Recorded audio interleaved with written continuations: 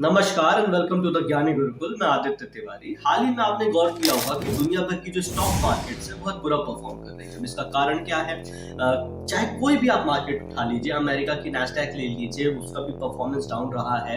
China की बड़ी ले लीजिए संघाई कंपोजिट, उसका भी परफॉर्मेंस डाउन रहा है। निक जॉन्स ले लीजिए आप, जापान की, उसका भी यही रहा है। यूरोपियन कंट्रीज का भी यही है, यूके का भी ले लीजिए, उसे भी। यूके में तो हाल ही में हमने उन्हें पास आउट किया था और उनसे बड़ी अब स्टॉक मार्केट की जो वैल्यूएशन है हमारी हो चुकी है। तो इसका कारण क्या है? आज भारत विश्व में चौथे नंबर पर आता है स्टॉक मार्केट की वैल्यूएशन पर, अमेरिका, चाइना और जापान के जस्ट बाद में।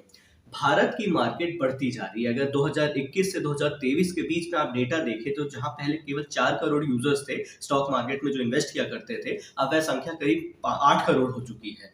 तो डबल हो गया है इसका। और इसी बीच में जो भारत की ग्रोथ रेट है वो भी देखो, केवल पिछले एक साल में जो हमारा सेंसेक्स है बीएसई, उसने करीब 25% का रिटर्न दिया है और जो हमारा निफ्टी है उसने करीब 28% का रिटर्न दिया है। अब प्रश्न उठता है कि ऐसी शानदार रिटर्न्स, ऐसा ग्रोथ रेट क्यों है?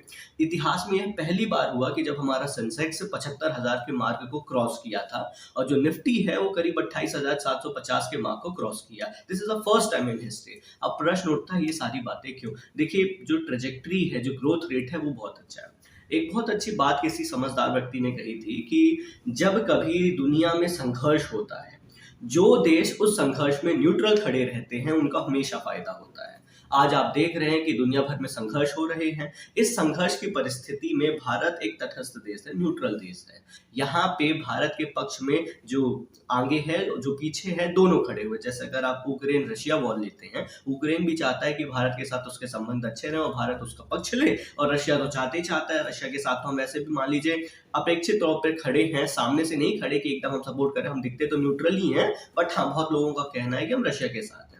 सिमिलरली दूसरे जितने भी होते, चाहे आप इसराइल और हमास के बीच का ले लीजिए युद्ध, जो दूसरे स्टॉक मार्केट है जैसे अमेरिकन स्टॉक मार्केट, अभी हाल ही में जब खबर आई कि हमास ने इसराइल के ऊपर अटैक किया है और इस पर हिजबुल्लाह की तरफ से भी अटैक हुआ है, कई सारे फायर्स, और ईरान ने भी ढेर सारे मिसाइल्स लॉन्च किए इसराइल के ऊपर, तो जो नैस्डैक था, मतलब अमेरिकन स्टॉक मार्केट था, वो एकदम से गिर टिप मार गया। हालांकि फिर कुछ रिकवरी भी हुई है उसके बीच में, लेकिन फिर भी यहाँ पे एक नेगेटिव सेंटीमेंट वहां पे बना हुआ है।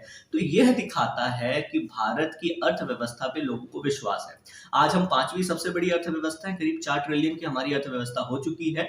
कहा जा रहा है, हरदीप पुरी जी का एक बड़ा शानदार बयान है, उन्होंने कहा है कि लोग कहते हैं 2030 तक 5 ट्रिलियन 5 ट्रिलियन 5 ट्रिलियन, 2028 तक। मैं बोलता हूँ नहीं, इतनी आवश्यकता ही नहीं है। 2025 तक ही हम 5 ट्रिलियन हो जाएंगे, 1 ट्रिलियन, और उसके बाद मल्टीप्लाई करके 10 ट्रिलियन हो जाएंगे 2030 तक। तो बहुत ऑप्टिमिस्टिक आउटलुक है। तो इस कारण से जब आप ये सारी बातें देखते हैं, एक बहुत स्टेबल गवर्नमेंट है हमारे देश में, अभी चुनाव हो रहे हैं, चुनाव के बाद और जो परिणाम आएंगे उसमें और अच्छे से समझ में आएगा। अगर स्टेबल गवर्नमेंट रहती है तो स्टॉक मार्केट्स में इन्वेस्टमेंट बढ़ेगा। देखिए, कहीं भी इंसान इन्वेस्टमेंट क्यों करता है? ऑब्वियसली इसलिए करता है ताकि जो उसने पैसे लगाए हैं, जितना भी दाम लगाया है, उसका एक अच्छा रिटर्न मिले।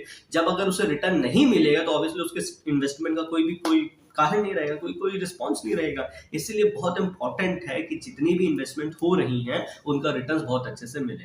इसी कारण से हमारी जो सेंसेक्स है या फिर जो निफ्टी है, दोनों इतना शानदार रिटर्न दे रहे हैं। अच्छा, सेंसेक्स और निफ्टी होता क्या, थोड़ा इसे भी समझ लीजिए।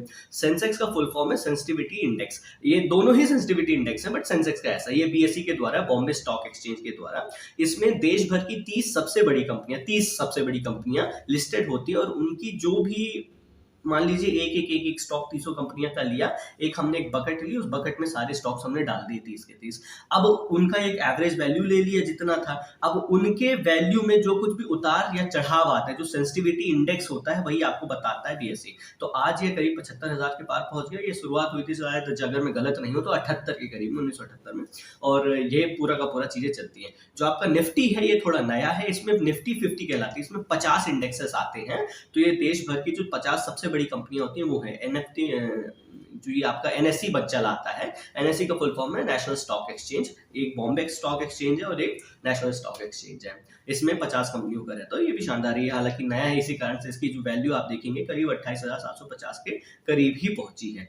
कुल मिला के इस तरीके से भारत एक बहुत अच्छी परिस्थिति में है, क्योंकि हमने एक इकोनॉमिक ग्रोथ रेट दी है, हमारी पॉपुलेशन अच्छे से रिस्पॉन्स कर रही है, कंज्यूमर्स, हमारा बेस बहुत बड़ा है, हम ग्रो कर रहे हैं। अगर आप देखेंगे कि दुनिया की फास्टेस्ट ग्रोइंग इकोनॉमी आज भी हम हैं, 8% से ज्यादा के रिटर्न्स मिल रहे हैं हमें। इन सभी बातों को देखने पे यह बात साफ होती है, क्लियर होती है कि भारत की ट्रेजेक्टरी बहुत पॉसिबल है और अच्छी है। तो दुनिया भर के इन्वेस्टर्स जिनको उनके पैसों का दाम का रिटर्न चाहिए वो कहाँ आएंगे? ऑब्वियसली भारत में आएंगे। इसी कारण से आप देख रहे हैं कि हमारा एफडीआई भी बढ़ रहा है और सारी चीजें बढ़ रही हैं।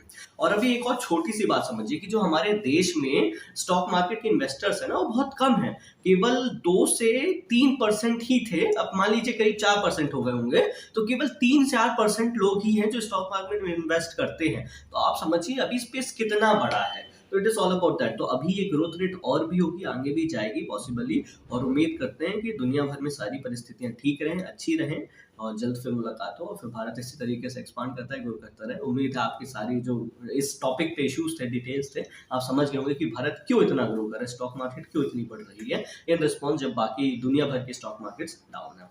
चलिए मिलते हैं अगले वीडियो में, तब तक अपना ख्याल रखें। जय हिंद।